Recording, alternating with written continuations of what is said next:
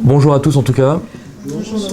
Donc c'est un défi qu'on va voir cet après-midi au niveau du groupe de travail. Donc sur la continuité de ce qu'on avait vu la dernière fois sur la construction de l'arche, on va essayer de voir à partir de certains textes au niveau de la Bible, au niveau d'Ellen White, essayer de préciser un petit peu plus ce qu'il en est. Et puis on va essayer de voir aussi, prier, passer vraiment un temps en prière et voir au travers de différentes propriétés, mettre ça en prière et axer au niveau des propriétés peut-être plus dans l'axe peut-être santé déjà dans un premier temps, parce que c'est vrai qu'Ellen White donne beaucoup de conseils sur la mise en place de sanatoriums, de centres de santé, voir bien comment par la grâce de Dieu on peut en faire un sujet de prière et voir quelles vont être les réponses que Dieu peut nous apporter. Parce que je sais pas, chacun après fonctionne différemment, mais sur ce type de projet, c'est vrai qu'aujourd'hui, moi je le vois à titre personnel, si on ne va pas par la foi, déjà il n'y a pas les moyens financiers, et c'est le type de projet qui humainement ne peut pas se mettre en place. Et il faut vraiment pour cela que Dieu puisse non seulement ouvrir les portes, mais permettre à ce que chacune des personnes qui aura les dons spécifiques pour ce projet, qu'on puisse se rencontrer, qu'on puisse toujours dans la prière mettre en place ce projet non pas comme une finalité mais comme un moyen d'évangélisation. Et c'est vrai qu'il n'y a que Dieu qui est capable de nous unir par le Saint-Esprit et faire que peu importe après les sensibilités différentes, parce qu'on a tous des sensibilités, et travailler sur un projet comme ça, c'est très compliqué parce que si on est 5, 10, 15 personnes, ça crée autant de tensions et de problèmes. Et s'il n'y a pas une unité à la base sur déjà l'importance de la mission, donc la compréhension de la mission qu'il y a derrière, sur l'importance des temps dans lesquels nous sommes et la préparation, et sur le fait que la base, c'est la parole de Dieu, l'esprit de prophétie, tout ça, donc qui fait un socle autour de la vérité. S'il n'y a pas ce socle-là, c'est clair que ce type de projet, il va exploser aussi rapidement qu'il a commencé. Donc voilà, je vous propose qu'on puisse démarrer déjà juste par une prière, et on passera plus de temps après, vraiment dans la prière. Donc, inclinons la tête. Tendre Père, je voudrais en cet instant te remercier parce que tu vois les attentes qui sont diverses en fonction des personnes qui sont ici présentes, Père éternel. Mais puisses-tu, Père éternel, mettre dans le cœur de chacun le désir de nous rapprocher de toi. Pas simplement quitter la ville pour être dans un endroit au calme, mais Père éternel, comprendre la préparation que nous devons avoir pour nous retrouver dans des lieux qui sont propices à l'adoration, mais en même temps nous retrouver dans des lieux, Père éternel, où nous pourrons aussi vivre comme tu nous appelles à vivre, dans la simplicité, mais également, Père éternel, permettre aux gens de la ville de pouvoir comprendre quel est le plan que tu as pour l'humanité. Et que nous puissions, au travers de la santé, au travers de l'évangile, utiliser ces deux moyens comme, Père éternel, des outils pour amener le plus grand nombre d'âmes à toi. Et Père éternel, toi seul es capable, par ton esprit, de permettre de placer sur notre route des gens avec des moyens, des gens avec des dons, des talents différents. Et toi seul es capable, Père éternel, au travers de ce type d'arche, que nous puissions, comme Enoch, aller en ville et, comme le dit Ellen White, ramener toujours avec nous des gens pour leur montrer, Père éternel, un style de vie différent. Et surtout, je crois que ce qui doit nous animer, c'est le fait de pouvoir vivre par la foi, Père éternel. Et ça, c'est un défi qui est peut-être le plus grand parce que nous attendons toujours d'avoir pour faire. Et Père éternel, peut-être que maintenant tu nous appelles à faire, pas forcément en ayant tous les moyens, mais tu nous appelles peut-être aujourd'hui à mettre déjà le pied dans le Jourdain et à avancer par la foi. Et je te demande vraiment, Père éternel, de conduire chacun, de nous diriger et de nous remplir de ton esprit afin que nous puissions, Père éternel, savoir où tu veux nous emmener, que nous puissions savoir, Père éternel, eh bien, que nous ne puissions pas forcer les choses, mais que tu puisses nous donner le feu vert, Père éternel, parce que ce que nous attendons, ce n'est pas faire pour faire, ce n'est pas forcer les choses, mais Père éternel, que tu puisses ouvrir les portes et confirmer, Père éternel, eh bien, que c'est maintenant non seulement le moment d'agir, mais que tu puisses nous donner les moyens par la foi. Je te remercie pour toutes les promesses que tu nous as données dans ta parole et dans l'esprit de prophétie, que nous puissions nous approprier, Père éternel, toutes ces promesses et vivre maintenant, Père éternel, parce que nous avons perdu beaucoup de temps. C'est ma prière au nom de ton Fils Jésus-Christ. Amen. Amen.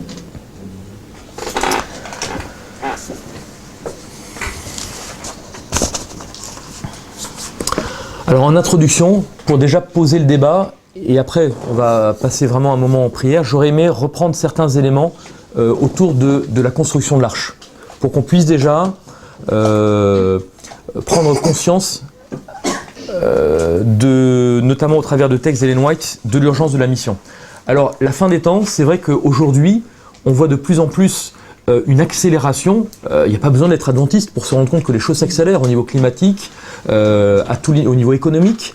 Et en tant qu'adventiste, nous avons, je dirais, un regard différent au niveau de l'accomplissement, au niveau de la prophétie.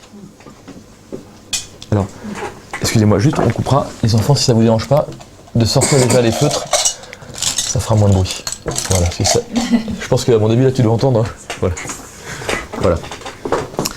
Donc, prophétiquement, on voit que la guérison qui a été faite en 1798, donc au niveau de la papauté, est en train de se guérir à un niveau sans précédent. Le pape est en train de planifier son voyage aux États-Unis, invité par le Congrès. C'est une chose impensable.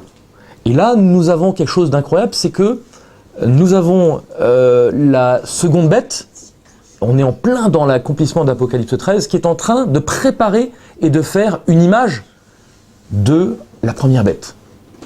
Ça, c'est un élément, et on va voir dans les prochaines semaines eh bien, une accélération encore par rapport à tout cela. Alors 120 ans, pourquoi ? Parce que il y a 120 ans, Dieu a donné à son Église un message puissant pour préparer un peuple. Ce message a été rejeté, donc c'est le message de Minneapolis, 1888. Et ce qui est intéressant, c'est qu'Ellen White dit que Christ aurait dû revenir. Et elle, à de très nombreuses reprises, confirme le fait que si l'Église avait fait ce qu'il fallait en son temps, Christ serait revenu. Et jusqu'en 1893-94, on voit qu'elle insiste. Et à un moment donné, elle dit, c'est comme si elle disait que c'était trop tard. Et pourquoi j'ai mis 120 ans ? Parce que depuis 1893, si on rajoute 120 ans, on arrive à 2013. Alors je ne suis pas en train de donner des dates prophétiques, ça n'a rien à voir, mais c'est un indicateur pour nous montrer que nous sommes rentrés dans une phase différente. Et ce qui est très intéressant, c'est que depuis les années 2000-2010, là pour moi 2013 c'est pas une date en particulier, mais c'est un poteau. Donc depuis les années 2010, on voit également au sein de l'Église une prise de conscience du message prophétique, de la préparation, et pas seulement sur la France, mais au niveau mondial. Aux États-Unis, en Asie, aux Philippines, on voit vraiment qu'il y a de plus en plus de prédicateurs qui vont dans ce sens-là d'une préparation avec un double message, celui de la santé, celui de l'arche. Et ça, pour moi, c'est vraiment le signe peut-être encore plus percutant par rapport au signe prophétique qui nous montre qu'un peuple est en train maintenant de prendre conscience de la mission et il n'y aura plus 120 autres années à passer dans le désert. Là, on est vraiment sur la dernière ligne droite et il n'y aura plus de retard. Le tout maintenant, c'est de prendre conscience que c'est précisément aujourd'hui que nous devons prendre conscience de l'ampleur de la préparation individuelle, mais également collective. Parce que Dieu se sert d'individus, mais Dieu se sert également, il n'y a pas de 8e église, il y a une 7e église qui est décrite dans l'Apocalypse, avec tous les reproches que Dieu peut lui faire, mais il n'y en a pas de 8e. Et c'est avec cette église, et malgré les reproches, que Dieu va pouvoir faire quelque chose. Et c'est ça qui est extraordinaire. C'est que quand on se regarde individuellement, alors si on regarde rétrospectivement, par la grâce de Dieu, on progresse. Il y a encore à faire. Eh bien, il faut se dire que justement c'est ensemble que nous devons nous encourager, nous fortifier. Le salut est individuel, mais ensemble, eh bien, Dieu est capable de bouleverser le monde. Et on voit l'exemple de Gédéon. Il n'a pas fallu 30 000 hommes, mais une poignée a suffi eh bien, à permettre de remporter des victoires. Donc la fin du temps de grâce approche. Et on voit ce message qui est de plus en plus prêché. Si la fin du temps de grâce approche, c'est-à-dire que nous sommes en train eh bien, de vivre au niveau de l'Église quelque chose de particulier. Et cela fait référence au criblage. Cela fait référence également à la pluie de l'arrière-saison. Alors, pour ceux qui souhaiteraient aller plus loin, je vous encourage donc à lire 3 livres. Le premier, c'est Country Living. Alors, c'est une compilation. Country Living, donc j'ai refait complètement la compilation dans un ordre chronologique. Parce que c'est ça qui est intéressant, c'est de voir la chronologie des textes par rapport à ce que nous a, par rapport au texte d'Ellen White, et on voit comment les choses se précisent. Voilà, donc le premier livre, Country Living, Vivre à la campagne. Le second, donc c'est une autre arche à construire. Donc vous avez les prix pour les deux. Et un troisième, donc là il est disponible avec Christophe Michel. J'ai lu ça pendant mes dernières vacances et ça m'a tellement bouleversé, donc je me suis inspiré de ça pour une prédication et je l'ai rescanné, complètement remis en page parce que c'était dactylographié à la machine à écrire d'il y a je sais pas combien de temps. Et donc ça c'est vraiment le livre concernant la préparation pour la pluie d'arrière-saison. Alors j'ai pris deux, trois citations de cet ouvrage-là en introduction parce que partir à la campagne, c'est pas ça qui va forcément en un claquement de doigts, nous rendre parfaits. C'est pas ça non plus qui va permettre que aujourd'hui on n'est pas capable de faire de l'évangélisation et demain on est à la campagne, on va en faire. Et ça, je pense qu'il faut vraiment qu'on ait ça à l'esprit et qu'on puisse déjà aujourd'hui, en priant par rapport aux différents projets que Dieu met sur notre cœur, qu'on puisse se dire mais si l'évangile n'est pas une bonne nouvelle et si on n'est pas capable de partager l'évangile, peu importe où on est, la campagne ne changera rien du tout. Et c'est ça aussi qui est vraiment très très important. Donc la première démarche, c'est de dire, de passer du temps dans la prière, dans la préparation pour que l'évangile brise mon cœur, pour que l'évangile me transforme et que l'évangile m'est tellement transformé que je n'ai qu'une envie, c'est de partager auprès de ceux qui m'entourent. Et pour la petite histoire, je me suis inscrit récemment sur Blablacar, donc c'est du covoiturage. Et je me suis dit, c'est un moyen extraordinaire. Et cette semaine, 2 rencontres, dont une, mais alors, incroyable, avec une personne. Et je me suis dit, Seigneur, et ça, je me dis, c'est un moyen extraordinaire pour partager et pour témoigner également de ce que Dieu est capable de faire. Donc, pour ceux qui voyagent un peu, là, je me suis inscrit cette semaine, j'ai encore 3 personnes. Donc, on va voir ce que Dieu réserve. Donc, maintenant, je prie à chaque fois, je dis, Seigneur, s'il y a des gens qui sont en recherche, eh bien, voilà, c'est un moyen aussi, tout simple, tout simple. Alors voilà, première citation, que personne ne s'imagine que c'est une chose facile de vaincre l'ennemi et qu'on peut atteindre cet héritage élevé, incorruptible, sans faire aucun effort. Regarder en arrière sans être pris de vertige, lâcher prise, c'est périr. Il en est peu qui apprécient l'importance de la lutte constante pour vaincre. Ils relâchent leur application et comme résultat deviennent égoïstes et ne se refusent rien. On ne pense pas que la vigilance spirituelle soit essentielle. L'ardeur de l'effort humain n'est pas introduite dans la vie chrétienne. Donc c'est vrai qu'on n'a rien sans rien. Et souvent, peut-être pas encore trop dans nos milieux, mais on part du principe qu'une fois sauvé, toujours sauvé, ou l'évangile a tout fait, j'ai plus besoin de faire quoi que ce soit. Et là, on voit justement avec cette citation que l'évangile doit nous amener à ce que nous puissions faire des efforts aussi par rapport à cette démarche chrétienne. Deux autres citations. J'ai vu que nul ne pouvait avoir part au rafraîchissement, donc la pluie d'arrière-saison, s'il n'avait auparavant obtenu la victoire sur chaque défaut. Orgueil, égoïsme, amour du monde, sur chaque parole et sur chaque action mauvaise. Et ça implique de passer du temps dans la méditation, dans la prière. Et également, il y a une citation d'Ellen White qui est très intéressante où elle nous dit que c'est en étant actif dans le partage de l'évangile que cela permet d'éviter de tomber dans l'apostasie. Et j'ai beaucoup aimé cette citation parce que plus on est actif, et moins on est en train de se bagarrer, de se chamailler pour des éléments ou des fois qui nous font perdre beaucoup de temps. Et si on est actif, eh bien on n'a qu'un objectif, c'est celui d'annoncer l'évangile. Utilisation dans Testimonies, volume 5. Nul d'entre nous ne recevra le sceau de Dieu tant que son caractère aura une tache ou une souillure. C'est notre part de remédier aux défauts de notre caractère, de purifier le temple de notre âme de chaque souillure. Alors, la pluie de l'arrière-saison tombera sur nous comme celle de la première saison tomba sur les disciples le jour de la Pentecôte. Donc, c'est tout un processus, un cheminement, et ça, il n'y a que Dieu qui peut le faire. Humainement, et c'est vrai que des fois, ça implique de faire des efforts, entre guillemets, mais tout en sachant que nos efforts ne feront rien pour transformer notre caractère. Donc c'est toute l'ambiguïté de la démarche. Il faut faire des efforts pour lire la parole de Dieu, mais à un moment donné, on n'a plus à faire d'efforts.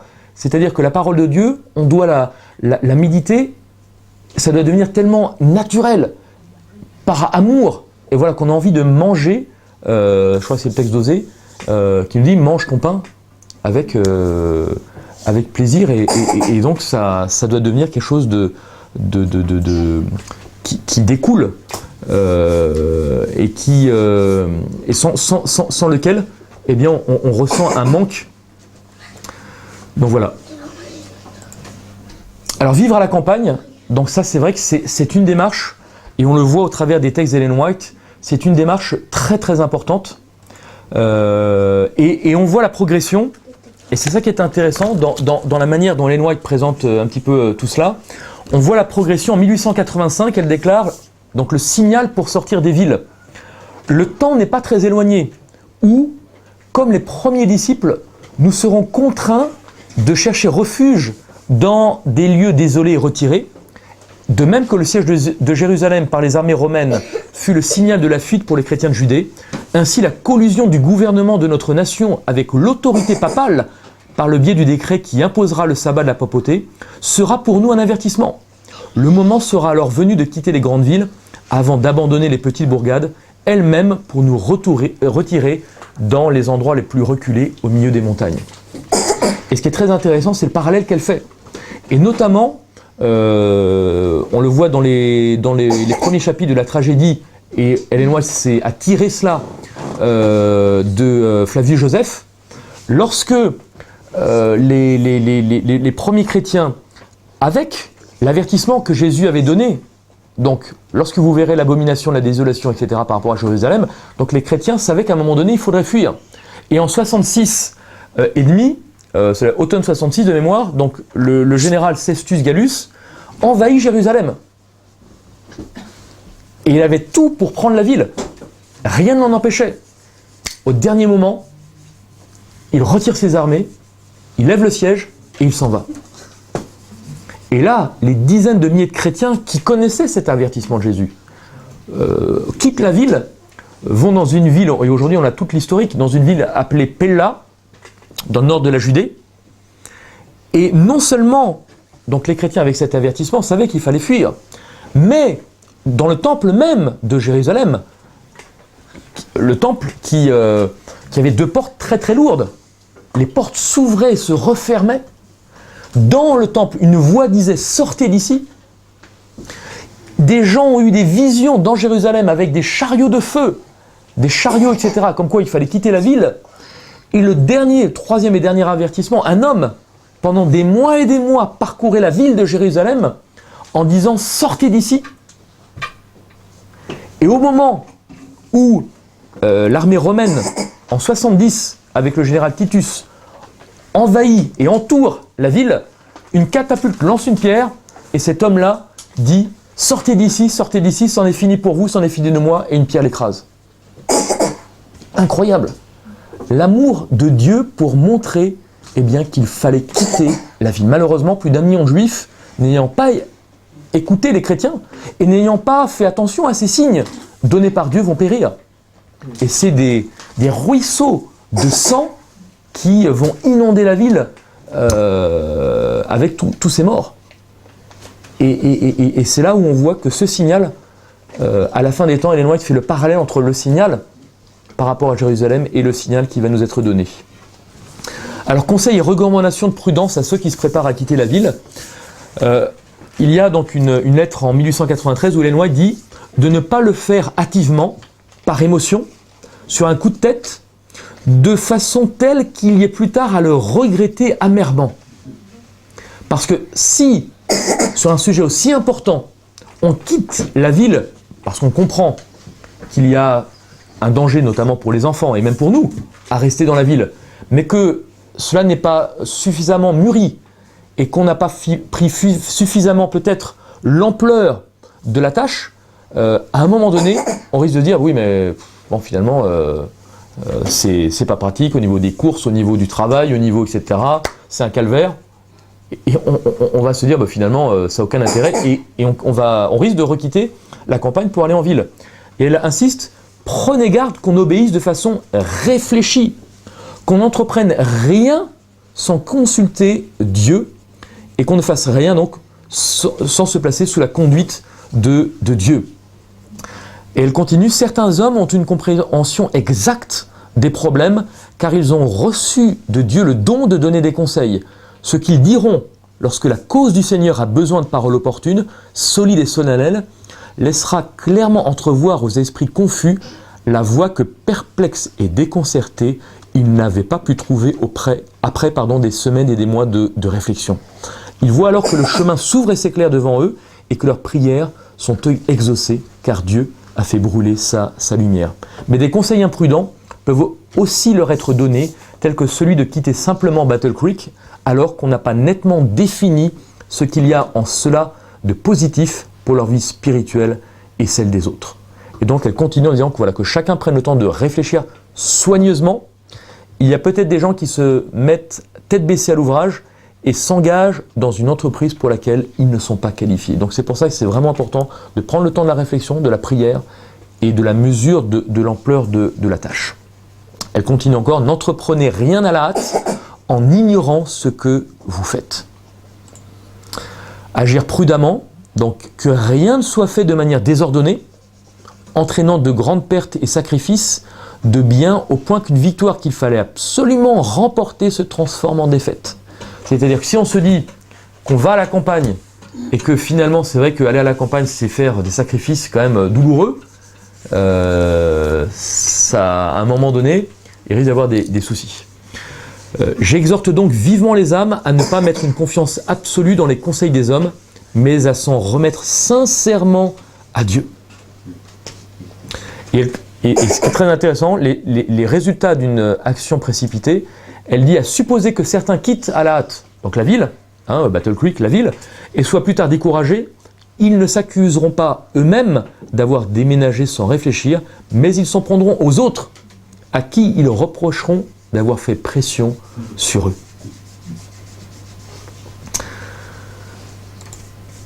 Voilà. Il ne nous est pas permis maintenant d'avoir une foi chancelante, de nous sentir en sécurité si nous sommes insouciants, indolents ou paresseux.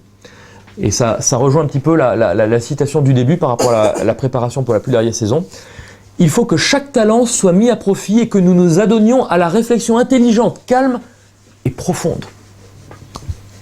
Présentons donc à Dieu chacun de nos plans, en jeûnant, en humiliant nos âmes devant Jésus-Christ et en nous remettant entièrement à lui. Et je pense que là, on a une des clés.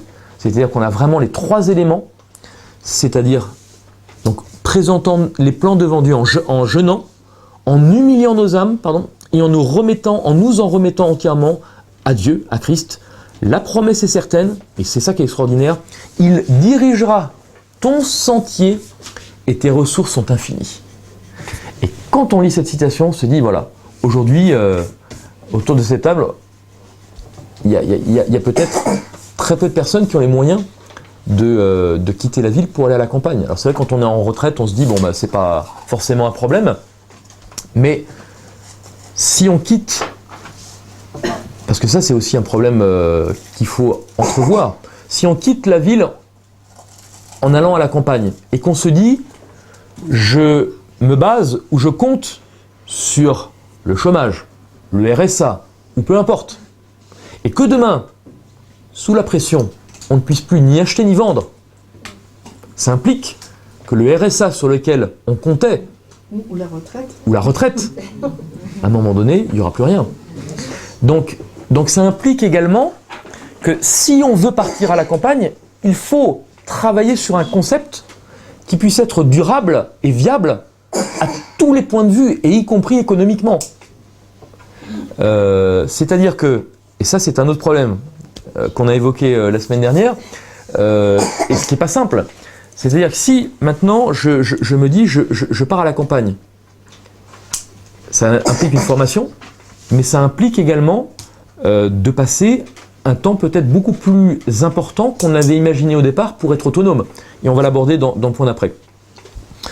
S'accroître et se disséminer, là on est en 1895. Il est certain qu'il faut croître et se déployer, mais pas en un seul lieu. Aller établir des centres d'influence là où rien ou presque rien n'a encore été fait. Et cela, c'est pour ça que c'est important de demander à Dieu, par son Saint-Esprit, la sagesse, afin qu'on n'aille pas forcément tous dans le même endroit. Parce que si on se retrouve à 100 dans la même région, c'est bien gentil, mais les autres régions, elles vont faire comment pour connaître l'Évangile et se préparer? Et Ellen White nous donne des avertissements, des conseils justement là-dessus. 1897, hâtez-vous de vous préparer. Et on voit que ça monte crescendo. Je pense que le peuple de Dieu doit quitter les villes pour la campagne, où il pourra cultiver la terre et vivre de son produit. Elle ne dit pas juste aller à la campagne, juste pour ne plus être sous l'influence de la ville, mais vivre de son produit. Il élèvera alors ses enfants en leur donnant des habitudes simples et saines. Il faut hâter nos préparatifs en vue de la crise. Ce qui est intéressant, c'est qu'il y a eu une crise en 1929. Et c'est ça qui est intéressant. C'est que si chaque adventiste, et je ne sais pas à l'époque si combien d'adventistes ont réellement pris en compte ces conseils au sérieux pour aller à la campagne, mais quand on regarde entre les lignes, en 1929, si chaque adventiste avait fait ce qu'il fallait, chaque adventiste serait passé au travers de la crise sans aucun problème. Hein. Entre guillemets, quoi. Hein. Donc ça, c'est un signe aussi pour nous, parce que Ellen White nous dit que l'histoire se répète. Et quand on voit au niveau de la projection économique, rien que sur l'Europe, je ne parle pas du reste du monde, on se dit, bon, c'est pas forcément l'âge d'or qui est devant nous. Hein. Donc voilà. 1900, des temps critiques nous attendent et il est urgent que des familles quittent les villes pour la campagne. Alors on se dit, mais ça fait depuis 1900 que ces conseils nous ont été donnés. Et depuis 1900, entre guillemets, bon, on n'est pas centenaire, mais on a des générations d'adventistes qui n'ont pas pris ces conseils au sérieux. 1902, les frères qui sont chargés de choisir l'emplacement d'un sanatorium devraient considérer avec prière le caractère et le but de notre œuvre. Parce que ça, c'est aussi un élément qui est important. Le but, c'est pas simplement de partir à la campagne pour être autonome, mais Ellen White nous a donné des conseils aussi quant au choix des institutions à établir à la campagne. Et notamment, il y a une institution par excellence qu'Ellen White recommande, eh bien, c'est les centres de santé ou les sanatoriums. Et donc elle continue, que les frères n'oublient pas un seul instant que leur œuvre consiste à rétablir l'image divine en l'homme. Ça, c'est extraordinaire. Que d'une main, ils donnent les remèdes pour soulager les souffrances physiques et de l'autre, l'évangile pour guérir l'âme. Et ça, c'est extraordinaire parce que ça nous montre justement, au travers de ces deux éléments, le bras droit de l'évangile et l'évangile lui-même, ce sont les deux éléments qui doivent être mis en avant justement dans l'évangélisation, et c'est un témoignage extraordinaire. La volonté de Dieu est que nos sanatoriums, nos centres de santé soient construits hors des villes, à la campagne, et dans un milieu aussi agréable que possible. Au sein de la nature, ce jardin de Dieu, les malades auront l'occasion de détourner leurs pensées d'eux-mêmes pour les porter vers le ciel. Donc ça aussi, il y a une dimension pédagogique, il y a une dimension où on déconnecte les gens de leurs problèmes pour les élever, les orienter vers le ciel. Alors elle donne d'autres conseils. Nos institutions devraient être placées autant que possible loin des villes. Il n'est pas conforme à la volonté de Dieu que son peuple se fixe dans les villes où règne constamment l'agitation, etc., etc. La vérité doit être dite, que l'on veuille ou que l'on ne veuille pas l'entendre, les villes sont remplies de tentations. Nous devrions organiser notre œuvre de manière à éviter le plus possible que notre jeunesse soit contaminée. Et elle utilise un terme qui est un terme qui a été repris par beaucoup, notamment par Frazee, donc c'est le concept qui est décrit donc là. Il faut travailler dans les villes depuis les avant-postes. Et c'est ce concept de outpost center, de centre avancé ou d'avant-poste que Ellen White va mettre en avant et qui a été repris donc, par Frazee dans les années 70. Là, on est dans les années 70. Et donc, on a eu la première vague dans les années 1900. Frazee a redécouvert ce message et a redonné une impulsion dans les années 70. Et aujourd'hui, en 2015, on voit qu'on a pris 45 ans de retard, en France notamment, puisque aux États-Unis, il y a quand même de nombreux centres de santé. Et donc, voilà, c'est ce concept d'avant-poste qui est important et sur lequel, par la grâce de Dieu, il nous faut aussi travailler. 1904, nous ne devons pas nous regrouper. Le Seigneur désire qu'à l'heure actuelle, son peuple soit dispersé sur toute la terre. Il ne doit pas former de groupe. Donc, c'est vraiment à l'effet de toutes les nations des disciples, c'est cette dispersion un peu partout sur le territoire. Alors, on a juste un petit rappel, parce que ce qui est important, c'est qu'il y a un temps de trouble, mais on pourrait dire qu'on pourrait découper en deux parties, le petit temps de trouble et le grand temps de trouble. Le grand temps de trouble, c'est le temps pendant lequel Dieu va nourrir son peuple dans les collines, les montagnes, les cavernes. Ça, c'est l'œuvre de Dieu. Mais avant cela, le petit temps de trouble, c'est un moment qui peut être plus long qu'on ne le pense, qui peut durer plusieurs années, et pendant lequel le peuple de Dieu est appelé de construire des arches autonomes. Donc c'est la pleine autonomie pour justement subvenir à nos besoins. Et Ellen White utilise le parallèle suivant, ne pas construire de telle arche, ça serait adopter la même attitude qu'un Noé qui aurait dit « je prêche l'évangile, mais l'arche, Dieu pourvoira et c'est pas mon problème ». Et donc Dieu nous demande de construire de telles arches, donc nous avons une responsabilité par rapport à cela. Donc, et c'est pour ça que on n'a pas forcément tous les dons et les talents. Personnellement, c'est vrai que vous mettez devant un jardin pour cultiver, je peux vous dire, je ne vais pas aller très loin. Je risque de mourir de faim rapidement.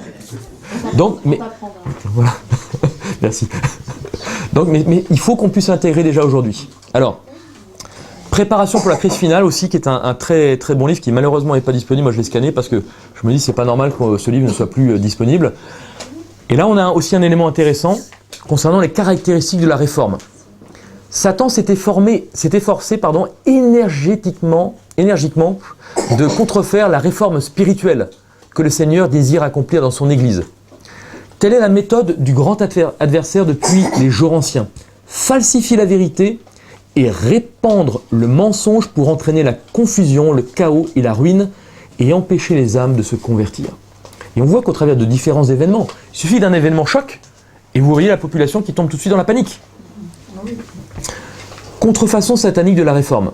Donc Ellen White déclare « Dans un réveil, Satan s'efforce d'introduire des gens non sanctifiés et mal équilibrés. » C'est pour ça que nous devons prier pour que Dieu nous permette à tous, parce que j'ai peut-être compris différentes choses donc, que le Seigneur m'a montrées dans certains domaines, mais dans un autre, j'ai peut-être pas forcément compris toute la portée ou la conséquence de telle chose que je peux encore reproduire. Et le Seigneur nous demande vraiment par son esprit qu'on puisse prendre conscience que cette réforme, elle doit s'opérer principalement déjà au niveau de notre caractère. Parce que si demain, sur un projet où des familles veuillent collaborer et travailler ensemble, on commence à tirer la couverture, on commence à dire « Ah ben non, mais je vois pas comme toi, c'est comme ça et pas autrement », c'est ce qu'on ne vit pas en ville, parce qu'on n'est pas forcément en train de vivre les uns à côté des autres, ça va devenir un enfer quand on va commencer à vouloir travailler les uns avec les autres. Et c'est là aussi où Satan, c'est la première des choses qu'il essaye de faire, c'est ça. Et c'est là où humainement c'est impossible, il n'y a que Dieu qui peut arriver à cette unité autour de la vérité. Toute l'histoire de l'Église prouve que jamais réforme n'a progressé sans se heurter à de sérieux obstacles. Donc c'est pas un chemin facile, mais ça va être parsemé d'embûches, parsemé de souffrances, parsemé d'épreuves. Mais Dieu nous a promis eh bien, que la victoire est au bout.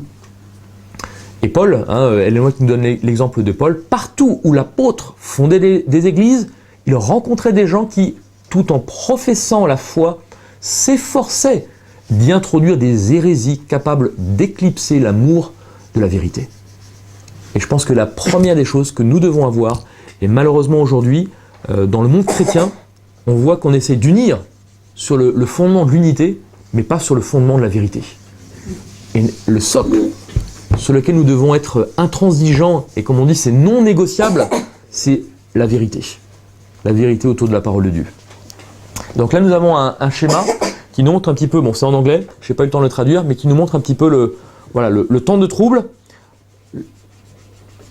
Donc le moment où plus personne ne pourra plus ni acheter ni vendre, et là voilà, la vie est là à la campagne, et jusqu'à un moment donné où eh bien, on va vivre entre guillemets dans le désert, au moment où le décret va être eh bien, promulgué, et après donc les plaies qui vont tomber. Donc on voit qu'il y a un temps, un laps de temps, et on voit que de plus en plus, au niveau de l'économie, on est en train de travailler sur des systèmes sans cash, sur des systèmes où toute monnaie, tout argent liquide. J'en ai déjà fait. Et voilà, tu en as fait l'expérience. C'est vrai qu'aujourd'hui, sans carte bleue, si on veut par exemple prendre le péage, voilà, tu en as fait l'expérience et le compte rendu. Bah oui, bêtement j'ai oublié ma carte bancaire. Alors je me suis retrouvée sur l'autoroute et j'ai commencé par prendre de l'essence. C'est là où je me suis aperçue que je n'avais pas de carte bancaire. Bon, à la rigueur, ils ont accepté un chèque. Mais je me suis dit, mais le péage, comment je fais? J'avais encore pour des kilomètres d'autoroute, j'allais en Belgique. Et je me suis dit, je ferais mieux de sortir tout de suite avant d'avoir trop à payer et voir si au péage, ils acceptent un chèque. Et alors, j'ai donc appuyé sur le bouton aide et la dame m'a dit, ah non, nulle part sur le péage, on acceptera un chèque de votre part. Alors je dis, je fais comment? Je reste coincée à Déternum sur l'autoroute. Elle me dit, non, vous faites la Manche. Voilà. Alors, alors, je suis sortie, puis je suis retournée en France, quoi. Enfin, je suis retournée. Et ensuite, pour voir, et les banques, ma banque n'avait pas d'argent, n'avait pas de liquide. Donc pour avoir du liquide, quand je suis allée à ma banque, j'avais fait opposition à ma carte, évidemment. Ma carte, la nouvelle carte n'allait pas arriver avant une dizaine de jours. Donc j'ai dit, comment je fais pour avoir du liquide? Alors elle me dit, la conseillère à l'entrée me dit, je vais vous délivrer une carte temporaire, juste pour le montant dont vous avez besoin. Il va falloir payer, on va vous prélever quelque chose sur votre compte. Donc c'est incroyable, on est puni parce qu'on a eu une étourderie. Voilà, c'est ça. Donc aujourd'hui, c'est vrai que on voit de plus en plus que ce qui a été décrit par Jean il y a 2000 ans, c'est en train de devenir une réalité. Alors vivre à la campagne. Et au retour, quand tu es revenu de Belgique avec de la monnaie, ils avaient du mal à payer l'autoroute avec de la monnaie. Ah oui, en plus. Oui. Ah oui, c'est vrai, parce que le péage, j'ai voulu donc, quand je suis retournée, j'avais mon liquide, puisque j'avais toujours pas de carte bancaire. Et alors, au péage, les bornes ne prenaient pas de monnaie. Elles ne prenaient que des cartes bancaires. Alors j'ai rappelé aide, bip. Il y en a une sur toutes les bornes, il y en avait une où on pouvait avoir de la monnaie. Mais ça fait peur. Ensuite, j'arrive en Belgique, quand j'ai voulu prendre de l'essence en Belgique, c'était indiqué, nous n'acceptons, alors eux ils n'acceptent pas les chèques, c'est clair, mais nous n'acceptons pas de monnaie, vous payez uniquement par carte bancaire. Je me suis dit, mais oula, ça y est, tout d'un coup j'ai pris conscience que bientôt il n'y aurait plus de liquidité, c'est clair, et on est déjà très avancé sur ce chemin-là. Parce que c'est casse-pied, prévoir de la monnaie, rendre de la monnaie, alors comment on... Voilà. Voilà, Nicolas Taubert qui disait que la France était engagée entre 2013 et 2015 à supprimer les liquidités. Voilà, il y a plusieurs pays européens qui ont signé un accord justement pour supprimer le cash. Israël est en train de le faire entre 2015 et 2016. Donc, et c'est vrai qu'on voit que c'est une réalité, quoi. Alors voilà, là, ce qui serait intéressant, donc voilà, on a posé les bases. Donc c'est la préparation personnelle, la pluie derrière saison, qui doit nous amener vraiment à transformer notre caractère et avoir un socle commun autour de la vérité. Et c'est vrai que vivre à la campagne, vu le retard que nous avons pris, parce que c'est ça aussi le problème, c'est que si on avait fait ça il y a 10 ou 20 ans, on aurait pu faire les choses graduellement. Mais aujourd'hui, ça nous oblige à basculer d'un système où on est en ville à un système à la campagne, et on doit travailler sur ces 3 plans. Autonomie en nourriture, donc ça implique, et je pense que là il faut aussi qu'on puisse prier dans ce sens-là, essayer de travailler sur des apports en protéines, des apports en vitamines, en minéraux, etc., etc. Donc quelques céréales, alors si possible sans gluten, mais des céréales de base qui soient faciles à cultiver. Céréales sauvages. Céréales sauvages, voilà. Il y a des espèces qui sont assez intéressantes. Tout ce qui est fruits et légumes avec des choses qui sont résistants et qui permettent d'avoir un apport aussi intéressant. Alors l'eau, c'est peut-être pas forcément le plus compliqué, mais bon, ça implique aussi, si c'est pas le cas, si l'eau n'est pas forcément hyper propre, bon, ça implique des systèmes de filtration. Et puis après, autonomie en électricité. Ça, c'est aussi un domaine sur lequel il nous faut travailler, c'est-à-dire que arriver à ce que nous ne puissions pas forcément dépendre d'EDF, GDF pour l'électricité. Alors là, j'ai juste pris un exemple, voilà, pour introduire un petit peu l'échange. C'est une famille américaine, donc j'ai trouvé ça hier par hasard. Une famille américaine fait pousser 3 tonnes de nourriture bio par an dans son jardin. Alors on vous dit, mais ils ont combien d'hectares? Eh bien, ils n'ont pas forcément beaucoup d'hectares, ils ont un peu moins de 400 mètres carrés de terrain. Donc là, c'est du rendement poussé à l'extrême. Et ça leur donne un complément de revenus. Donc ils ont trouvé 370 mètres carrés. Donc c'est une ferme urbaine. Donc alors ils font bio.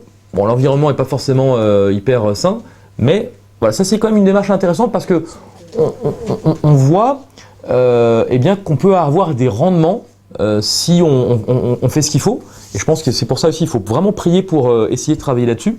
Et j'ai été interpellé par une vidéo où un frère adventiste explique. Donc il fait pousser 2 sapins en même temps. Donc il y en a un méthode classique. Donc au bout de, alors je sais plus si c'est 3 ou 5 ans, bon peu importe. Donc on voit le sapin fait 1,50 m. Et puis le deuxième, donc qui est planté en même temps, donc avec la méthode qu'il appelle la méthode Ellen White. Donc il prépare le terrain et bon je rentre pas dans les détails maintenant, mais voilà, il prépare les choses de manière complètement différente. Et on voit que avec, je dirais donc avec le même laps de temps, 3 ans ou 5 ans, au lieu de faire 1,50 m, il est 3 fois plus grand. Et ça m'a interpellé parce que je me dis, il faut aussi qu'on puisse prier dans ce sens-là et un petit peu aussi dans cette idée donc de ce qu'a mis en place cette famille, donc en termes de rendement, travailler sur des rendements optimaux. Parce qu'on n'a plus forcément aujourd'hui le temps d'attendre 10 ans afin qu'un arbre fruitier soit rentable, puisse être productif. Ou Dieu permet qu'on ait un peu d'argent pour planter déjà un arbre quasi adulte, ou Dieu nous donne l'intelligence et la sagesse pour planter et qu'en 2-3 ans, il puisse déjà produire. Mais c'est ça aussi qu'il faut intégrer. Et alors, il y a un autre élément, donc si ça vous intéresse, je pourrais vous mettre le lien, c'est le temps passé à cela. Donc c'est une famille, on voit, c'est une famille de 4 personnes. Et si on veut arriver à l'autonomie, il n'y a pas que l'autonomie. Parce que, est-ce que notre mission, c'est de dire on vit à la campagne et puis maintenant on va travailler la terre? Bon, je ne pense pas que Dieu nous amène à ce qu'on fasse ça à plein temps, tout le temps. Or, alors, en règle générale, les ratios, mais là c'est vrai qu'eux ils ont fait exploser les ratios, c'est 1 hectare pour 5 personnes. Bon, c'est toujours ce qu'on m'a donné comme élément. Bon, là on voit qu'avec 1000 m², on arrive à avoir un rendement différent. Mais même 1000 m² ou 2000 m², ça implique à passer beaucoup de temps. Eux, ils passent 10 heures par jour. Ils sont 4. Est-ce qu'aujourd'hui, nous sommes appelés à travailler 10 heures par jour, sachant que nous avons notre préparation personnelle, qu'il faut continuer à avoir tous les jours. Et c'est 1 heure, 2 heures, 3 heures par jour, ça dépend après des jours, du temps, etc. Mais c'est du temps aussi qu'il faut passer. Donc il ne faut pas le négliger. Et surtout la mission d'évangélisation et de témoignage. Parce que si on se dit, bon, allez, au pire, je limite la casse, je cultive, et je passe 1 heure par jour, parce qu'après je suis crevé, mais je passe au moins 1 heure par jour, c'est bon, j'y arrive. Oui, mais la mission, comment elle va se faire? Et ça c'est mon analyse personnelle, je pense maintenant qu'il faut commencer à prier pour que Dieu, en fonction des sensibilités, puisse commencer à permettre des rencontres pour que on puisse travailler. Alors pas forcément, Ellen White insiste vraiment là-dessus, le but c'est pas d'être les uns sur les autres, mais c'est d'avoir chacun son intimité, mais de travailler sur un terrain commun et sur lequel on puisse se répartir la tâche, ce qui permet une complémentarité de dons, de talents. Donc ça, c'est aussi encore beaucoup mieux. Et ce qui permet justement de continuer la mission et justement de ne pas être le nez dans le guidon en permanence. Donc il y a vraiment cette démarche qui est importante. Donc là vous avez ça c'est le site de cette famille, donc c'est Urban Homestead, et donc il y a des choses intéressantes. Ils sont en train de travailler, j'ai pas tout exploré encore, donc c'est hier soir, donc ils sont en train d'explorer aussi tout ce qui est énergie alternative, etc., l'autosuffisance. Et donc même au niveau de l'irrigation, donc j'ai juste relevé ça. Parce que c'est vrai que si on irrigue en permanence, s'il faut arroser en permanence, à un moment donné, on va passer sa journée à arroser. Et donc lui, qu'est-ce qu'ils ont fait, cette famille? Donc ils ont une efficacité de 80% au niveau de l'irrigation, avec ce système de jarres en terre, donc qui remplissent et qui permet une libération progressive de l'eau. Bon, ça c'est tout bête, mais voilà, ça c'est un exemple. Alors au niveau de l'électricité, on ne va pas forcément rentrer dans le détail pour construire, je dirais, une centrale de production d'électricité aujourd'hui, mais l'idée c'est qu'aujourd'hui il y a des choses. Donc il faut déjà lancer la réflexion et commencer par groupe à travailler là-dessus, et il y a des choses concrètes que l'on peut mettre en place. Alors les centres avancés, parce que les NWAC nous appellent à créer des outpost centers. Alors, vous avez un évangéliste américain qui a fait une conférence aux Philippines, et sa conférence m'a vraiment interpellé. Le sujet, c'est les avant-postes. Et il fait, donc je lui ai envoyé un mail, il m'a envoyé l'organigramme. Donc ça, c'est l'outpost center de campagne de base. Donc avec une partie formation, donc une partie home-like sanatorium, donc les centres de santé, une partie formation,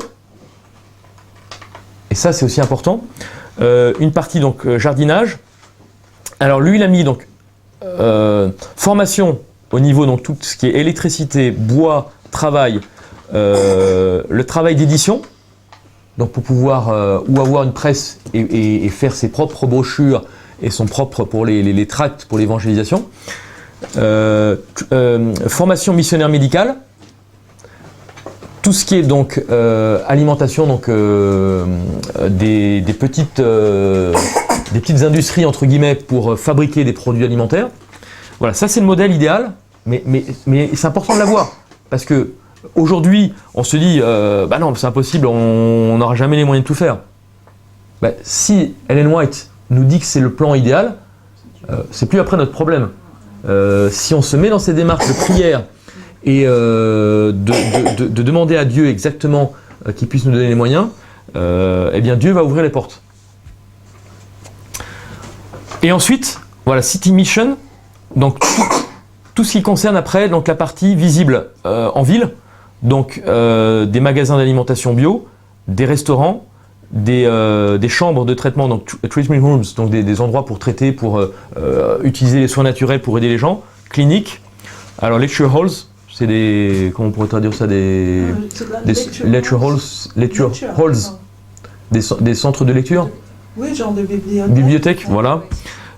Et puis après, donc général public, donc un travail tourné vers l'extérieur, cooking schools, donc des écoles pour des cours de cuisine, évaluation de santé, des remèdes simples, études bibliques, house to house work, donc ça c'est le travail de porte-à-porte ou de maison à maison. Avec tout ce qui est cours de cuisine, traitement naturel, aide de travail chrétienne, tout ce qui est littérature pour l'évangélisation, avec des conférences d'évangélisation et travail biblique. Là, on a une structure, c'est la structure optimale. Et c'est vrai que c'est fabuleux parce que ça donne déjà au moins une architecture. Et ça, c'est le plan que Dieu a donné à Ellen White. Alors, oui. Ça, je peux vous l'envoyer par mail. Il n'y a pas de souci. Pour ceux qui sont sur Internet, ils envoient un petit mail et puis donc je peux envoyer même le PowerPoint complet. Le complet précédent, celui-là. Voilà, celui-là, exactement. Celui-là. Donc Donc ce qui va être intéressant, et là on va arrêter pour la partie internet, et on va nous maintenant passer un moment en prière pour voir de quelle façon, eh bien dans les jours, dans les semaines qui viennent, comment Dieu précise et oriente les choses. Il y a des propriétés qui ont été trouvées. Alors c'est clair, aujourd'hui, je sors de ma poche, j'ai 0 centime. Mais aujourd'hui, moi ce qui m'intéresse, c'est pas de savoir combien j'ai en poche, mais combien par la grâce de Dieu, en se plaçant dans cette dynamique de centre, d'Outpost Center, comment en se plaçant dans cette dynamique, Dieu va être capable d'ouvrir les portes. Et aujourd'hui, je me dis, mais si c'est le plan de Dieu pour la fin des temps, Dieu fera ce qu'il faut et va nous surprendre. Alors, j'ai toujours une anecdote que raconte David Gates et qui que je garde gravée en mémoire parce que lorsqu'il était en train de faire son travail d'évangélisation dans la jungle au milieu de nulle part, il a fait un sujet de prière pour pouvoir voir plus de monde. Parce qu'à travers la jungle, des fois, il fallait faire ces 2 jours dans la jungle, aller et 2 jours retour. Donc il perdait 4 jours pour rien. Et il a dit, Seigneur, j'aimerais avoir un avion, il me faudrait un avion. Et il a commencé à en faire un sujet de prière. Et puis il s'est dit, bon, je ne vais pas demander un jet, il a demandé un petit avion. Et encore, le petit avion qu'il a demandé, c'était un petit avion qu'il fallait réparer, sur lequel il y avait bon. Et le Seigneur lui a dit, si tu veux un avion, va le chercher toi-même. Voilà. Et il a demandé le minimum, parce qu'il s'est dit, bon, bah, je vais pas trop demander. Mais après coup, après toutes sortes je dirais, de rebondissements, il s'est dit, mais qu'est-ce qui m'empêchait de demander à Dieu un avion correct, sans forcément demander le jet ou voilà, mais un avion correct pour faire le travail. Et je me dis, mais qu'est-ce qui nous empêche aujourd'hui? Parce que on va se dire, je vais regarder une maison aller à 50 000, 100 000 euros, parce que là, non, c'est le maximum. Mais de toute façon, on n'a pas d'argent. Donc qu'est-ce qui empêche à Dieu de demander quelque chose? Non pas pour se faire plaisir, parce que alors là, Dieu ne donnera jamais, mais pour que ça soit pour sa gloire. Si Dieu nous demande d'être la tête et pas la queue, je pense qu'il donnera les moyens pour qu'on puisse mettre en adéquation des projets pour nous placer dans une dynamique de témoignage. Parce que si vous rendez témoignage en disant, ben voilà, j'ai 4 murs, j'ai un toit, il n'y a rien à l'intérieur, mais j'ai au moins de quoi m'abriter. Alors c'est sûr, quand on a fait les vallées vaudoises, ça nous a bien aidé d'avoir 4 murs et un toit. Mais qu'est-ce qui empêche parce que si on témoigne, voilà, Dieu il a fait le minimum, mais il a donné ça. Je pense que si, en termes de témoignage, Dieu est capable aussi de donner, il sait à l'avance ce dont nous avons besoin, et donc le tout c'est pas de mettre un obstacle. Alors on va pas commencer à chercher des maisons ou des projets, des propriétés à 2 millions, mais quoique, après si Dieu montre que c'est celle-ci, il donnera les moyens. Mais bon, faut pas tomber après dans le luxe et et se dire voilà, il faut que tout soit clinquant, que ça soit vraiment du haut de gamme. Il faut que ça soit haut de gamme, mais pas forcément par rapport à ce que le monde comprend sur le haut de gamme. Faut que le concept soit haut de gamme, qu'au niveau de l'hébergement, ça soit vraiment quelque chose de fonctionnel, de propre, de chaleureux, quitte à ce que dans la manière d'agencer les choses, eh bien les gens, dès qu'ils rentrent, ils se disent « Ah oui, c'est beau », mais il n'y a pas de fioriture ou il n'y a pas de choses superflues voilà. Donc voilà. Donc on va passer si on peut passer déjà un temps en prière par rapport au principe que Dieu nous montre vraiment, eh bien comment structurer les choses, et puis après peut-être plus dans le cas concret, comment aller de l'avant. Le bien-être, la santé, la cuisine, c'est l'autre qui est le plus important dedans. Et l'autre partie, la partie doctrine, elle est un peu plus légère, il y a moins, mais voilà. Et je pense que cette méthode-là va complètement dans la direction de ce que Dieu demande. Ok, oui, tout à fait. Bon, je voulais filmer, mais c'est pas grave. Pour ma part, j'aimerais réagir sur la famille que tu as présentée qui produisait beaucoup de nourriture sur un petit espace. Oui. Donc, oui. C'est une méthode de rendement, je pense, qui est à réfléchir parce que les anciens savaient que il était intéressant pour le sol de faire des rotations de culture. Ensuite, si les plantes sont trop serrées, tu vas avoir une favorisation des maladies. Pas forcément. Si ta terre est très bien cultivée avec du très bon compost, D'accord. moi je faisais pas ça. Moi je serrais au contraire mes légumes parce que comme ça, d'accord. j'avais pas à désherber. D'accord, ok. Donc, Mais il n'empêche qu'il faut quand même assez de terrain pour faire une rotation de culture. Ah bon? Non, je crois, non, c'est à examiner tout ça. D'accord, d'accord. C'est à La examiner. rotation elle est facile, hein, parce que c'est Ouais, tu as la rotation elle est facile, tu as la même surface. D'accord, Et ok. le jour, voilà, un an tu plantes une sorte, l'année d'après tu plantes une sorte dans la même surface. Donc en fait tu n'as pas besoin d'une surface pour faire Oui, la mais rotation. pour régénérer le sol, on est obligé de plus cultiver pendant un certain temps. Au bout de 7 ans, normalement, tout est Ouais. pour terrain. C'est au bout de 7 ans, tu es obligé de... Voilà, c'est ça. Donc il faut quand même une certaine surface, je pense. Alors, après, c'est ça qui est intéressant, Ouais. c'est que si là on parle de manière abstraite. Et je Ouais. pense qu'à un moment donné, ce qu'il faut déjà, c'est prier sur un premier projet, la mise en place d'un premier projet, parce que quand on est sur le terrain, c'est qu'à le dire, et qu'on voit en fonction si le terrain est calcaire, si le terrain est, s'il y a un problème d'acidité ou autre, quand on est réellement sur le terrain, ça donne une ouverture et une vision complètement différente. Parce qu'on voit les écueils, tous les problèmes, la problématique qu'on a rencontrée au début, donc ça permet après à d'autres d'éviter ça. Et ce qu'il faut, c'est à un moment donné, c'est mettre le pied à l'étrier sur un premier projet, et ensuite ça peut permettre à d'autres de se mettre en place. Et moi, ce qui m'interpelle, tu m'as mis en contact avec un couple évangélique. C'est Non, c'est un adventiste.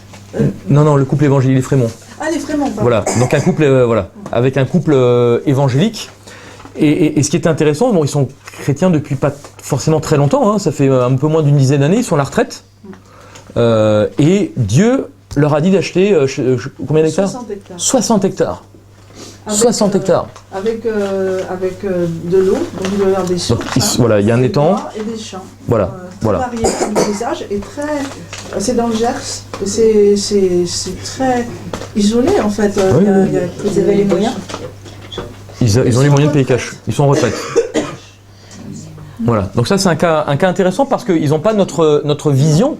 Et chez les évangéliques, d'autant plus, chez les évangéliques, ils ont d'autant moins notre vision qu'ils pensent qu'ils sont enlevés avant les plaies. Donc quel est l'intérêt d'avoir une maison à la campagne si on est enlevé avant les plaies? Déjà d'avoir qualité de vie. Voilà, c'est ça. Oui. Nathalie disait est-ce qu'ils avaient les moyens. Moi en ce moment je passe beaucoup de temps sur internet aussi pour visionner pas mal de propriétés. Oui. Pour visionner pas mal de propriétés et on n'a pas besoin forcément de beaucoup d'argent pour avoir beaucoup d'hectares avec de grandes maisons, avec des dépendances et plusieurs habitations. Il y a tous les prix. Il y a tous les prix, c'est vrai. Voilà. C'est vrai. Ça peut aller de 160 000 à 1,2 million, 1,8 million, mais vraiment de grandes bâtisses avec beaucoup de surface habitable et des dépendances, des maisons rénovées en très bon état, avec beaucoup d'hectares, avec tout ce qu'il faut dessus, des puits, des sources, des arbres fruitiers, déjà des choses qui sont déjà mises. Voilà, on n'a plus qu'à rentrer et poser les valises. Donc il y a des choses qui sont abordables. C'est ça. Et peut-être aussi dans la manière dont on va aussi demander à Dieu des projets. On peut demander aussi, Dieu est capable de nous donner des propriétés sur lesquelles il y a déjà du fruitier, des noyers ou des choses comme ça. Ce qui permet, parce que les légumes, c'est ce qu'il y a de plus, de moins long à avoir, à obtenir. Après, c'est... Oui. On trouve même des propriétés avec des terrains bio aussi. Oui, j'en ai trouvé une, je l'ai mise là. Et j'étais interpellé parce qu'il y a, je crois, 20 hectares en bio. Et c'est pas forcément des prix non plus exorbitants, quoi. Mais peut-être avant de passer un moment en prière, j'aimerais bien peut-être que tu nous racontes déjà ton témoignage. Ça permettra de mettre déjà dans l'ambiance. Et le témoignage que j'ai donné hier à l'église, oui. je ne l'ai pas apporté et je ne peux pas le dire, je vais rater des choses. T'as Si. envie de... Tu peux l'imprimer? je vais le mettre là. Je suis désolée, je me suis demandé si j'allais le prendre ou pas.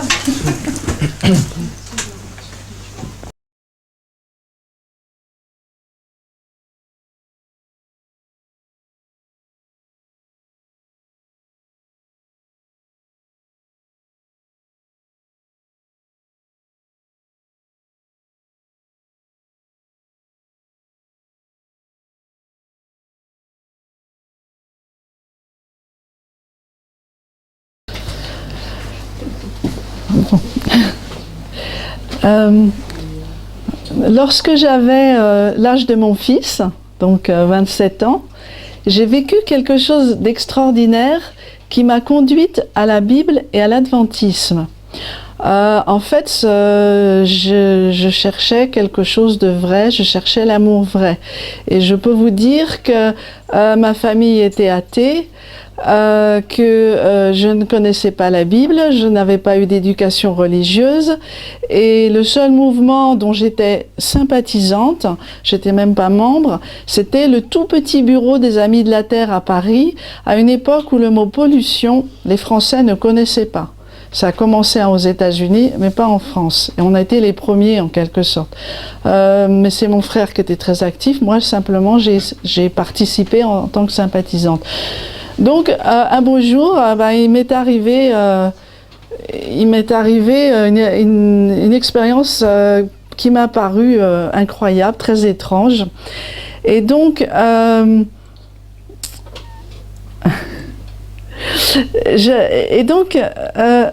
attends. Ah oui, voilà. Cette expérience est arrivée brusquement et j'ai eu l'impression que je pouvais tout comprendre. Donc c'était ce que je vivais à ce moment-là. Et quand je dis tout, eh bien c'était tout, c'était l'impression. J'ai vu la lumière de Dieu et comment elle se manifeste à travers chaque être vivant. Tout l'univers autour de moi était devenu extraordinairement vivant. J'avais l'impression de voir et de comprendre le lien entre toutes choses. J'étais suffoquée par une telle joie que je voulais la communiquer à chacun, réunir mes amis, leur dire.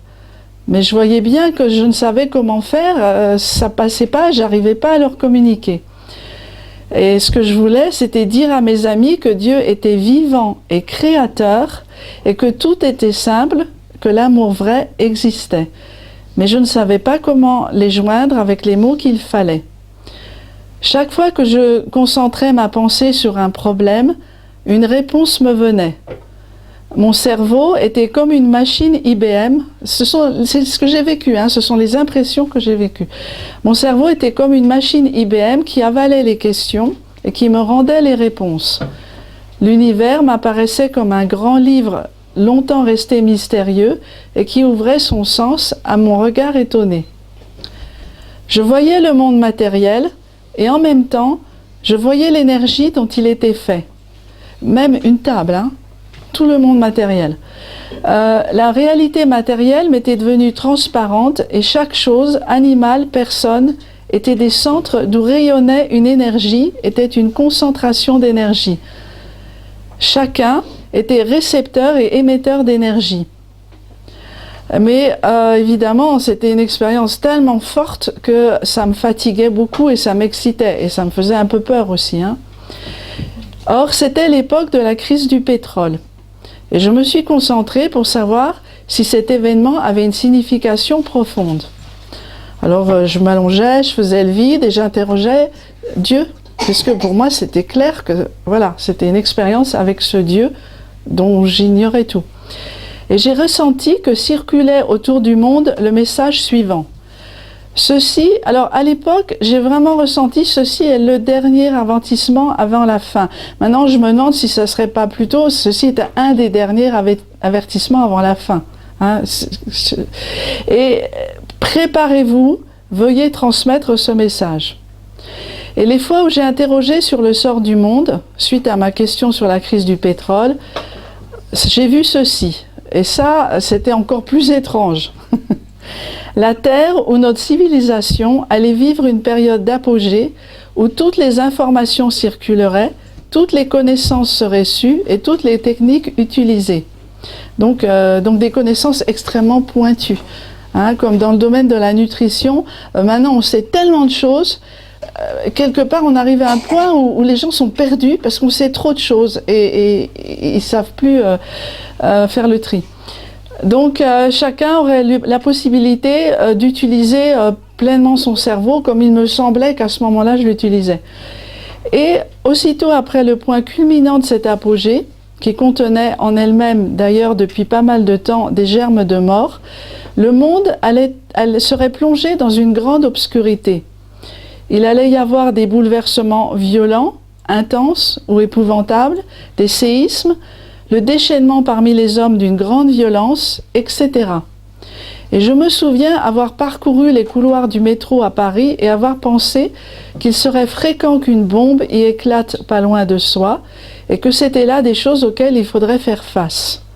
Et je me souviens, en voyant le visage de Jeanne délabré par la drogue, la première fois que je suis allée à La Chapelle, chez le docteur Pinet et sa femme, et Albert de Assis, l'agriculteur, en Haute-Provence, qui recevait des jeunes, c'était les années 70, et tous les jeunes étaient sur les routes à la recherche de quelque chose de vrai, quelque chose, mais ils ne savaient pas quoi en fait. Et beaucoup donc étaient très délabrés par la drogue parce qu'ils avaient pensé, beaucoup pensaient que la drogue était un moyen d'arriver à ce qu'ils cherchaient.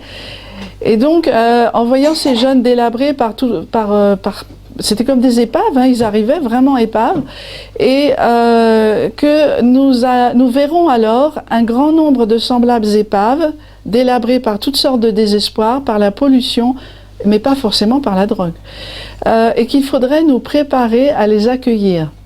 Ça, c'est ce que je recevais. Durant cette période de grande obscurité où le mal et la destruction allaient avoir de gigantesques pouvoirs, s'allumeraient des foyers en retrait du monde où se trouveraient protégées toutes les connaissances, sagesses, sciences et cultures de toutes les époques et de tous les temps. Et plus tard, je raconte que pour moi, j'ai compris que tout ça, toutes ces connaissances de tous les temps étaient concentrées dans un livre. Moi, j'avais accès à une connaissance subjective que j'arrivais pas à communiquer, parce que, voilà. Et donc, je cherchais un livre qui allait avoir tout ça concentré dans ce livre. Vous savez lequel? Mais moi, je savais pas. Et donc, ces foyers en retrait du monde seraient des arches pour conserver la vie et la transmettre, pour accueillir les personnes en difficulté qui viendraient frapper à la porte. Et ensuite viendrait, alors j'utilise les mots de l'époque, viendrait la fin du cycle de notre terre actuelle ou fin des temps. Une grande lumière allait embraser la terre et tout détruire, mais les foyers de lumière, ai-je pensé, mais tous ceux qui se seraient préparés, qu'allait-il devenir? Et j'ai compris que le corps matériel, ou corps de chair, que je peux dire ça maintenant, hein, que le corps matériel de ces gens-là serait détruit, tandis qu'au même moment, il deviendrait divin, c'est-à-dire, maintenant je peux dire les bons termes, incorruptible. Mais bon, j'avais les termes que je pouvais. Et donc ce corps matériel, voilà. Donc, et parce que la lumière de Dieu, ou bien elle brûle et détruit, ou bien elle rend divin entre guillemets, c'est-à-dire incorruptible.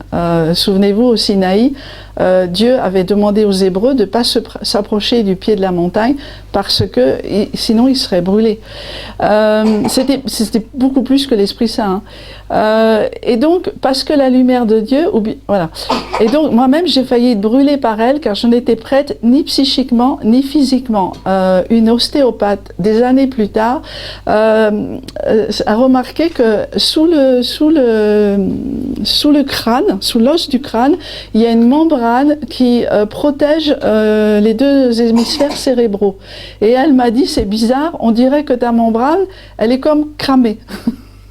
Il va falloir que je détende ça. On dirait que c'est l'impression que ça lui a fait. Il a fallu et bien sûr, j'ai eu des problèmes de santé, j'arrivais plus à rien digérer, etc. En même temps, j'ai oublié de dire que j'avais aussi vu que les premiers hommes sur la Terre étaient des géants avec une grande connaissance et de grands pouvoirs, entre guillemets, qui n'avaient rien de préhistorique, et que cette connaissance et cette puissance s'étaient perdues petit à petit et qu'elles nous étaient revenues à notre époque, mais avec un processus de dégénérescence de la planète et des hommes engagé depuis trop longtemps pour qu'on puisse faire marche arrière. Ensuite, j'ai demandé ce qu'il adviendrait de moi et de mes amis. Aux environs de 1967, donc là, ce que j'ai vécu, c'était en 1973. Aux environs de 1967, mon frère Yann parlait en cultivant son champ, pour cause, il était sur un champ, de créer une communauté agricole et spirituelle comme seule réponse valable aux misères du monde et au tournant que celui-ci prenait avec la guerre du Vietnam et le développement des armes et des substances chimiques. Je venais également, grâce à lui, de rencontrer les compagnons de l'Arche de Lanza del Vasto, un disciple de Gandhi et un adepte de la non-violence, rencontre qui m'a profondément marqué. Ces gens étaient différents et avaient un Dieu dans leur vie. Y avait-il un quelconque rapport? Or, après, je les ai revus, parce que j'ai essayé de comprendre ce que j'avais vécu en 1973, donc je suis retournée à la communauté de l'Arche et j'ai parlé avec Lanza del Vasto, et je me disais... Mais ils n'ont pas compris. Ils n'ont pas compris que Dieu était créateur et que c'est pas par la volonté d'homme qu'on peut y arriver, mais c'est Dieu agissant en nous. Et j'étais là devant Lanza del Vasto et je me disais, il n'a pas compris, et il n'a pas compris non plus que la fin de la terre, la fin du monde est en train d'arriver. Voilà. Bon. Ensuite, alors attendez. Donc, à Noël 1973, je comprenais enfin de quoi parlait le Yann visionnaire de mes 20 ans. Le Yann, mon frère. Nous allions créer une semblable communauté. Il nous sera donné un temps pour nous fortifier. Nos désirs seront accomplis et nous vivrons dans la paix. Donc, je pense que ça correspond au petit temps de détresse. Hein. Nous ferons nos armes en tant qu'ouvriers de la parole divine, c'est-à-dire de la vie. Nous travaillerons à transmettre nos connaissances à autrui. Et si nous formons des couples, si nous avons des enfants, et je crois que c'est très important, parce que les enfants sont porteurs d'avenir, et il y a des gens athées qui ne veulent pas faire d'enfants, étant donné le monde dans lequel on vit. Donc, si nous formons des couples, si nous avons des enfants, ce sera pour attirer le regard sur nous dans une époque de détresse, de dépression et d'insécurité, pour montrer que le bonheur et l'amour existent. Et instruire que cela ne vient pas de nos volontés d'hommes, mais d'une énergie créatrice dont les hommes se sont coupés ou dont ils ont ignoré ou méconnu les lois. Puis la paix se perdra et nous devrons nous réfugier dans les montagnes ou d'épaisses forêts. Nous vivrons cachés, nous devrons être prêts à affronter absolument toutes les épreuves. La vie sera en nous, en nos enfants, en nos foyers. Ce sera une époque terrifiante à vivre, mais le bras de Dieu sera avec nous. Cette expérience que je qualifiais d'étrange m'a fait penser que si j'avais eu accès à une source de connaissance subjective, il devait exister un livre qui était une source de connaissance objective touchant à tous les domaines de l'être humain. Et j'ai pensé aussi qu'il devait exister une manière de vivre et donc aussi de manger, qui permettait de recevoir l'amour fabuleux de Dieu sans en être démoli. J'ai eu l'intuition aussi qu'il existait un petit peuple qui m'initierait. C'est ainsi que j'ai découvert la parole de Dieu auprès de Colette Pinet et Albert de Assis, au Petit Mas de la Chapelle, près de Sigons en Haute-Provence. Je me défiais de la religion et il m'a fallu 4 ans pour lever mes soupçons et comprendre que les adventistes du 7e jour étaient ce petit peuple dont j'avais eu l'intuition. À la chapelle Sigons, étant donné les jeunes rebelles que nous étions, toutes les institutions, tout ça, on en avait marre des mensonges, voilà. Et donc, eux, ils disaient pas qu'ils étaient adventistes de prime abord. Je ne l'ai vraiment découvert que 4 ans après les avoir fréquentés pendant 4 ans. Et heureusement, parce que ça m'aurait fait fuir.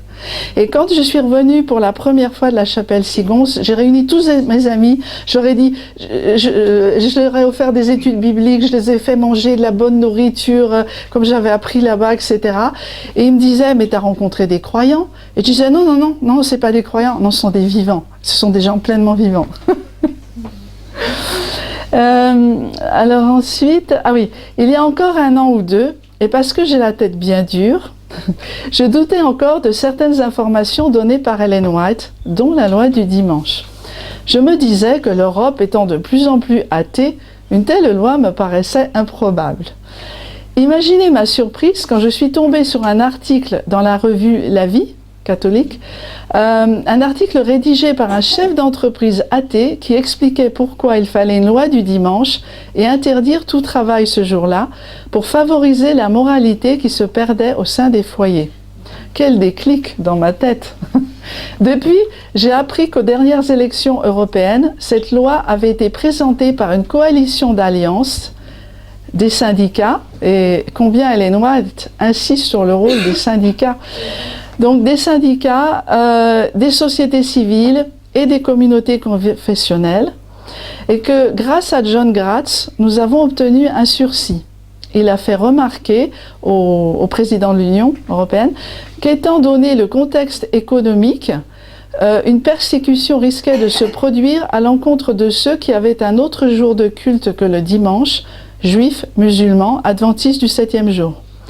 Quand tout va mal, c'est bien connu, ceux qui affichent une différence sont pris comme bouc émissaire. Et donc, le président de l'Union européenne a admis que c'était vrai, et donc la loi n'est pas passée, mais elle est toute prête. Mes amis, frères et sœurs, pensez à vos enfants. Ne vous illusionnez pas, préparez-vous. Votre lucidité, votre sens des responsabilités face à ce qui se prépare seront leur meilleure protection. Encore une fois, c'est les enfants qui sont au cœur de tout ça. Partez à la campagne, cultivez un jardin tout en travaillant et en évangélisant en ville. Il n'est nul besoin de partir forcément très loin. Ce sera autant de moments de bonheur à partager avec les vôtres en les responsabilisant. Comme le suggère Ellen White, faites de votre maison une arche.